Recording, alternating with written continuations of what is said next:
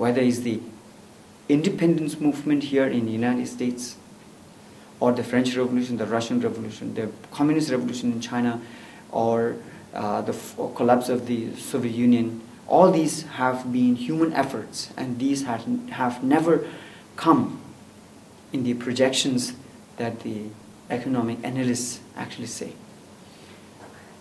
So in this scenario where on one hand there is a projection that China is going to continue to grow, and on the other hand there is a caution that China may be actually crumbling and is maintained in power only by the Western world, because the Western world continue to need the production unit which the Western world has today completely transferred to China. So the possibly all the Western world would want China to continue to be that factory of the world. But perhaps they might want the what United States always says, change in regime, and we don't know how that is going to affect. So that actually leaves very, very little space for the Chinese people. The Chinese people have actually very, very little thing to say. The Chinese leaders are actually serving the Western corporate companies, and in fact they are the one who are owning the wealth. The larger chunks of wealth are partly owned by the Chinese leaders in China and people in the corporate world, in the Western world. But interestingly, if you actually meet Chinese, and here in UC Berkeley, you will actually come across thousands of Chinese who are from mainland China, and they wouldn't say anything that I'm saying today. They would say just the opposite, and they would be hugely defensive of their position, the position of the Chinese People's Republic of China that they come from. And there would be very, very few who would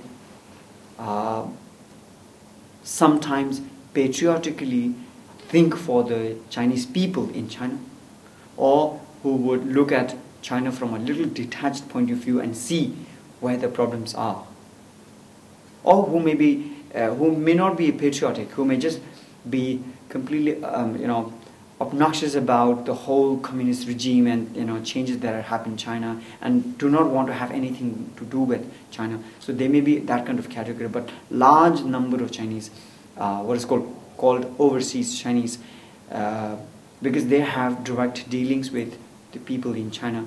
They are actually children of many corporate companies in China. They are children of fathers and mothers who are company owners, who are in the government, in the military, and power holders mainly. And they have huge stakes in the People's Republic of China and in the continuation of this government in China. Therefore, they will be hugely defensive of their position. It also may be a certain number of people from China who may not be speaking purely on the motive of their benefits and their risk. They may be completely blinded of the world that they lived in, and they have never been aware of the conditions in which the millions and millions of Chinese workers are suffering and working. These are the millions of Chinese laborers who have been enslaved, who have been made to work for 16, 17 hours a day and get very, very little pay in the process. And because these are the Chinese who are coming from very, very remote rural areas, coming to smaller towns and larger cities to work, for them the very little earning that they get compared to their rural life is big money. But compared to the kind of work that, the salaries that people get here in the United States, in Australia or Canada or many of the European countries, it's just peanuts. And therefore, there is this advantage that you are offering that kind of jobs to the rural population.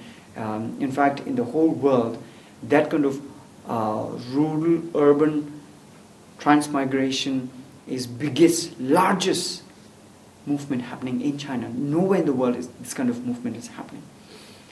So it is in a very advantageous position, but this cannot continue.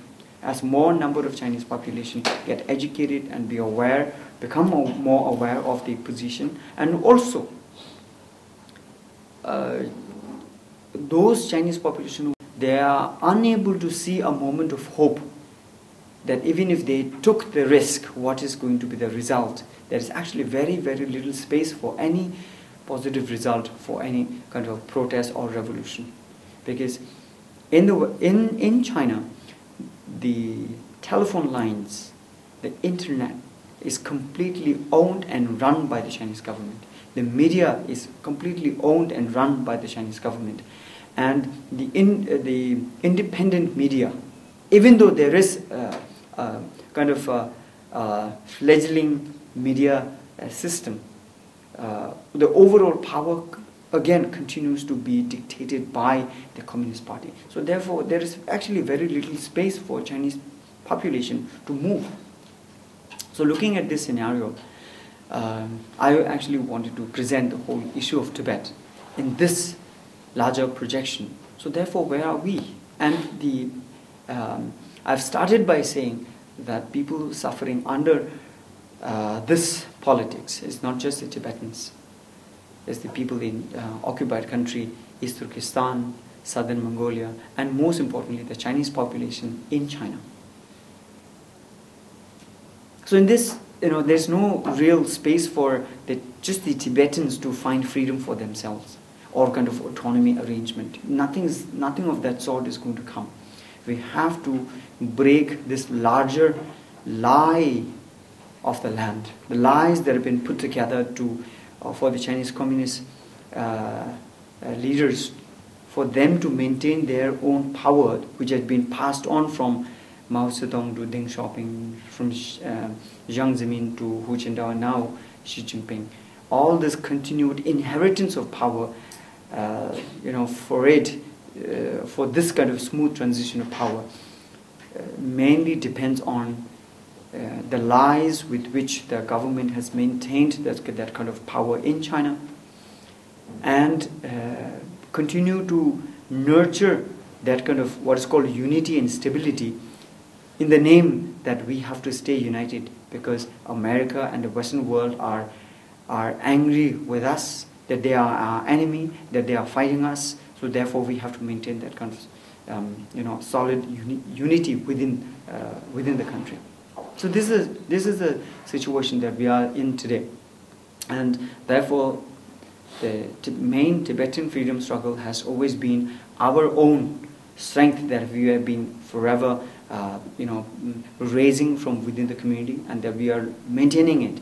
And we will come to a time where, when there is a change happening in China, we will be able to take the advantage, take the opportunity, and declare Tibet as an independent country. And similar things may actually happen in other occupied countries, and the Chinese people themselves may be able to find that kind of freedom, the freedom that the Chinese people duly deserve.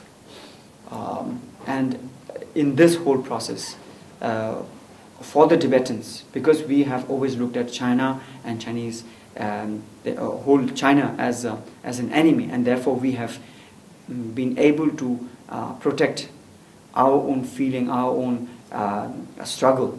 But for the Chinese people, I have always said, and I continue to say, that in this scenario, the Chinese people are the worst victims. They have suffered the most, and the kind of suffering that they had to continue, and mainly not only because they have to suffer in the ignorance that they are working for the unity of their government, for the stability of their country. But in fact, it is only helping the Chinese dictators to maintain their power, and they actually get very, very little in the whole bargaining. So I want to stop here, and I've actually complicated the whole issue of Tibet, and I think that this complication is the one that we need to understand. And without that, if we keep saying free Tibet, or China or the United States, we actually get very little, or there's actually no prospect in going out with that kind of a blatant kind of a sloganeering. We need to understand the larger international politics and place the whole issue of Tibet, and therefore see, as number of you Tibetans who are now citizens of the United States, understand the whole systems in the United States, and then look for opportunities where we can actually make an intervention. Somewhere, something can be done, and this is what you can do here in the United States. I will stop here with this. Thank you.